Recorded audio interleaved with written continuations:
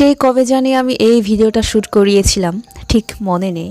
আমাদের ফ্যামিলির সবার ছোট, আমার ছোট বোনটাকে দিয়ে আমি এই ভিডিওটা শ্যুট করিয়েছিলাম। যাই হোক, হাই এভরিওয়ান, আমি জিনি। আজকে আবারও দীর্ঘ এক যুগ পরে একটা ভিন্ন রকমের ভিডিও নিয়ে চলে আসলাম। আশা করি সবাই ভালো আছেন। আর আজকের এই ভিডিওটার মূল ভাবটা কিন্তু একটু ভিন্ন রকমের হবে। চারপাশে ধান, হাতে কুলা, আর মুখে সানগ্লাস লাগানো এই মেয়েটাকে হয়তো আপনারা চিনতে পারছেন। হ্যাঁ, এই অদ্ভুত চেহারার মেয়েটা কিন্তু অবশ্যই আমি।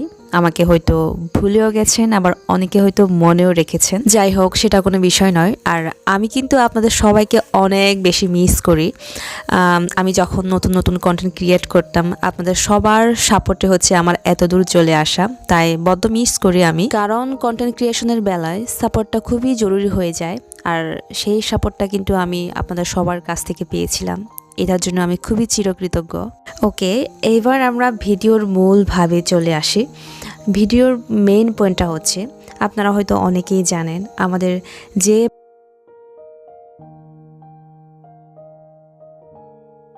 যেটা কিন্তু আমরা এখন এই কন্টেন্ট ক্রিয়েশনের যুগে আমাদের বিভিন্ন যে পাহাড়ি ব্লগারগুলো আছে তাদের মাধ্যমে আমাদের পুরো লাইফস্টাইল আমরা কি ভিডিওর মাধ্যমে দেখতে পাচ্ছি।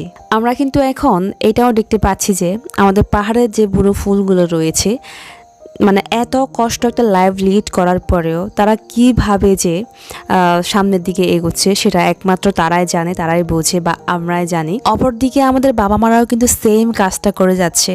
তাদের এই যে পাহাড়িয়া জীবন সংগ্রামে নিজেকে টিকিয়ে রেখে জুম চাষ করে নিজের ছেলে মেয়েকে ভালো একটা পজিশন তৈরি করে দিচ্ছে এবং সাফল্যের একটা গল্প সৃষ্টি করছে।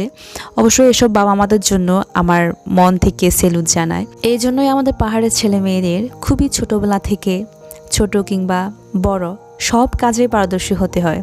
সেটা হোক ঘরে বা বাইরে, সেটা হোক পরিস্থিতির কারণে, সেটা হোক বাবা মার সাথে থেকে। যেমন আজকে একটু আমার ফ্যামিলির কথা শেয়ার করি, অবশ্যই আপনারা কিছু মনে করবেন না। খুবই ছোটবেলা থেকে অনেক কষ্টে বড় হয়েছিলাম।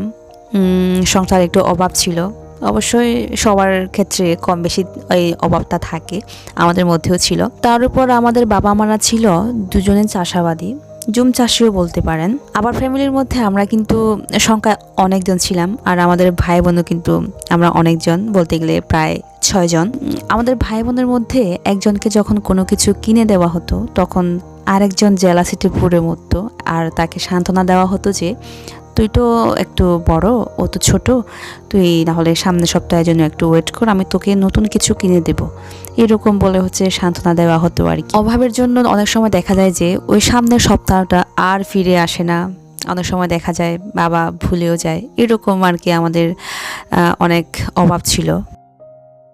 আরেকটা বিষয় হচ্ছে, আমাদের ফ্যামিলিতে ছেলে মাত্র 2 জন, আমার বাবা আর একটা আমার ভাই, আর বাকিরা আমরা সবাই মেয়ে। তো কাজের ক্ষেত্রে বলা যায় আমাদের ঘরের মধ্যে যে কাজগুলো রয়েছে সেগুলো কিন্তু আমরা বেশিরভাগই সময়ে মেয়েরাই করি।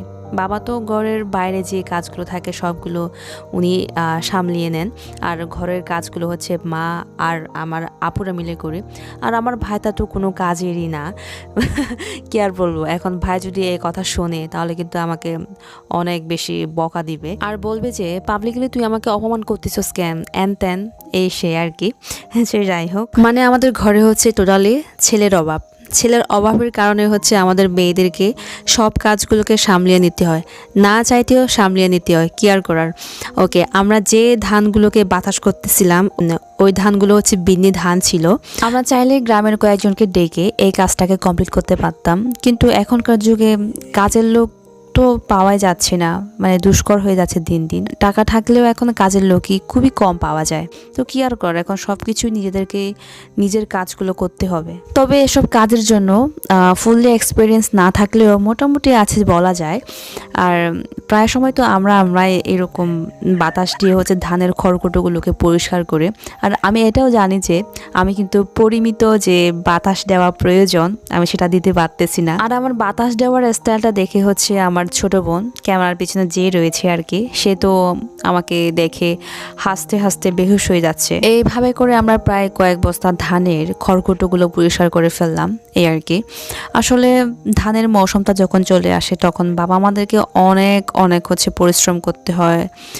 কি আর বলবো, পরিশ্রম করতে করতে অনেক বাবা মা আছে অসুস্থ হয়ে যায়। তো এত বড় একটা সন্তান হয়ে নিজের হাত পা গুটিয়ে রেখে বসে থাকবো, বাবা মার আশায় থাকবো, এটাও তো হয় না।